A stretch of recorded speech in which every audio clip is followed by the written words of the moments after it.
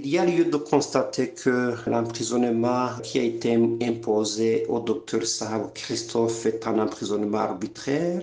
C'est un emprisonnement qui viole un certain nombre de dispositions, soit de la Constitution, soit du Code de procédure pénale, mais aussi de la loi qui régit le fonctionnement du service national de renseignement. Non seulement des dispositions relevant du droit burundais ont été violées, mais aussi il y a lieu de préciser qu'un certain nombre d'instruments internationaux protégeant les droits humains et qui ont été ratifiés par le Burundi ont été violés à travers cet emprisonnement. C'est le cas de la Convention contre la torture, mais aussi du pacte international relatif aux droits civils et politiques, qui font partie intégrante par ailleurs de la Constitution de la République du Burundi à travers l'article 19. Comme les avocats de son médecin avaient fait tout ce qu'ils pouvaient faire en saisissant le procureur général de la République du Burundi pour qu'il puisse faire cesser sur le champ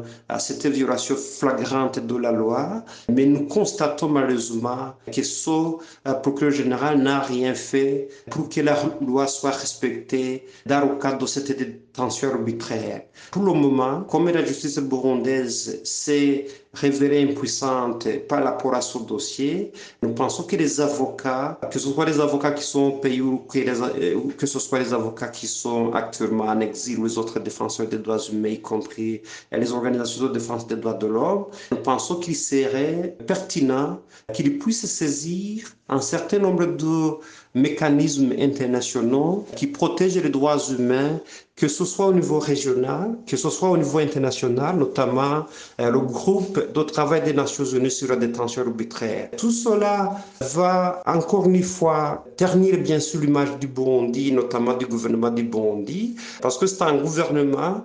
contrairement aux dires de certains ténor de ce régime, c'est un gouvernement qui continue la violation des droits humains malgré la reprise de la coopération avec certains partenaires internationaux. Nous pensons que avec cet emprisonnement qui est l'exemple de plusieurs autres cas de violation des droits humains, nous pensons que les défenseurs des droits humains